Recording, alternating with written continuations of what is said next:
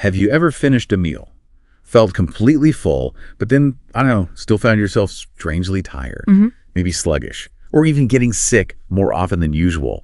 It's this weird feeling, right? And it's actually our way into a really big global health issue called hidden hunger. So today we're going to do a deep dive into what this invisible problem really is, and we'll explore how some innovative folks are trying to tackle it. We're going to look specifically at a brand called Ollefud. Its founder has this really interesting personal connection to the whole issue. Exactly. And what's great about this is how it really unpacks the nuances of hidden hunger. We're drawing insights from a specific source, a solo podcast by Ollefud's founder. So our mission here is to pull out the key ideas about how this nutritional gap affects, pretty much all of us. And then we'll get into Ollefud's approach. It's quite multifaceted to what they call tasteful, thoughtful nourishment. It's a fascinating case study, I think, with lessons that go beyond just one company. Okay, so let's unpack this then. Hidden hunger. What are we actually talking about here? It sounds a bit like a contradiction. It really does, because, it's not the kind of hunger we usually think of, like starvation. Hidden hunger is when your body gets enough calories, maybe even too many, but it's missing out badly on essential micronutrients. Things like iron, zinc, vitamin A, calcium, B12, the really vital stuff that makes food truly work for you. It's invisible, you see. Obvious signs, but the long-term impact, quite dangerous. That's such an important point. So someone could feel stuffed after eating, maybe even be overweight, but still be technically starving on a cellular level. Wow. That's a sobering thought. What kind of effects might someone actually notice if they're dealing with hidden hunger? Precisely. And the effects are pretty wide-ranging. You might feel constantly tired, just wiped out, or maybe a weaker immune system, so you catch every cold that goes around, low focus, difficulty concentrating. In kids, it can mean slower growth, problems with cognitive development, and bigger picture. It can cause complications during pregnancy. And there's even a growing link to serious lifestyle diseases like type 2 diabetes and heart problems. That really changes how you think about it. And it's a huge issue, especially in India, right? I think I've heard it called a silent epidemic there. Just think about this number.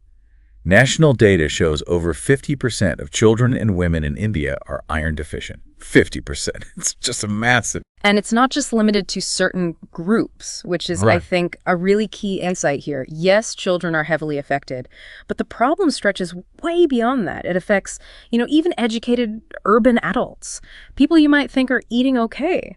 Often it's down to modern diets, isn't it? Relying on processed stuff, maybe not eating enough vegetables, grabbing packaged meals for convenience.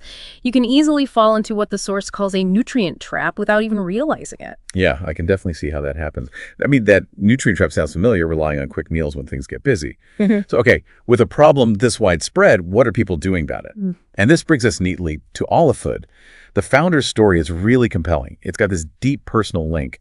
Imagine growing up in a farming family in Karnataka, seeing all these amazing traditional grains, millets, pulses, nuts, and then watching that kind of goodness get pushed aside by, convenience foods and processed options. For the founder, it wasn't just noticing a trend. It was something deeply felt, and it kind of sparked this mission.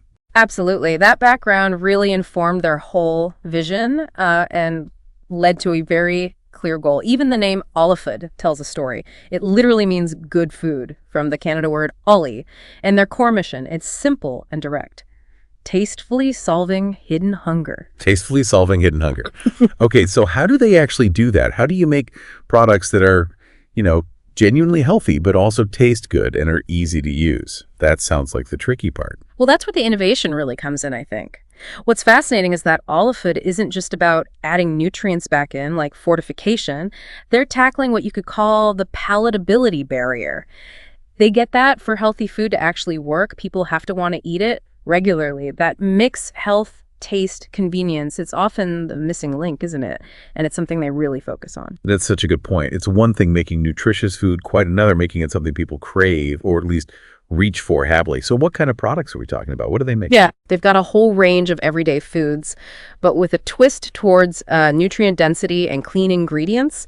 Think about things like millet noodles, but specifically low or medium GI ones. So they release sugar slower, better for energy levels, They also do millet muesli, millet pancakes, even things like artisanal pasta made from durum wheat, plus natural sweeteners like dates powder, millet flakes, these really nutrient-rich porridge mixes. Oh, and even vacuum-fried veggie snacks. The key thing is they're not just swaps. They're deliberately boosted with those vital micronutrients, iron, zinc, magnesium, calcium. And they're designed for everyone, really. Kids, parents, busy working people, older adults too. Right, so that's the heart of it. It's a different way of thinking about food, isn't it? It's not about just eating more, it's about eating right. So what does eating right mean in their view? What's the philosophy? Yeah, they push for a genuinely balanced diet, focusing on 5 key parts. First, whole grains, and they really champion millets, not just say white rice all the time. Second, natural proteins from pulses, nuts, seeds, sometimes eggs or lean meats, responsibly sourced. Third, healthy fats, avoiding those highly refined oils. Fourth, lots of fiber vegetables, fruits, the usual suspects, but making sure they're actually in the diet. And fifth, using natural sugar alternatives, things like dates, jaggery, coconut sugar, instead of loading up on refined white sugar. And this whole idea of eating right ties into their commitment to clean labels, doesn't it? Exactly. Their whole clean label thing means basically no artificial colors, no synthetic preservatives, no palm oil, and crucially, no misleading marketing. It's about being upfront. Honest food, as they put it, food that's designed to restore what we've lost. It signals a real commitment to transparency, to genuine nutrition. It's always powerful when a company's mission goes beyond just selling stuff.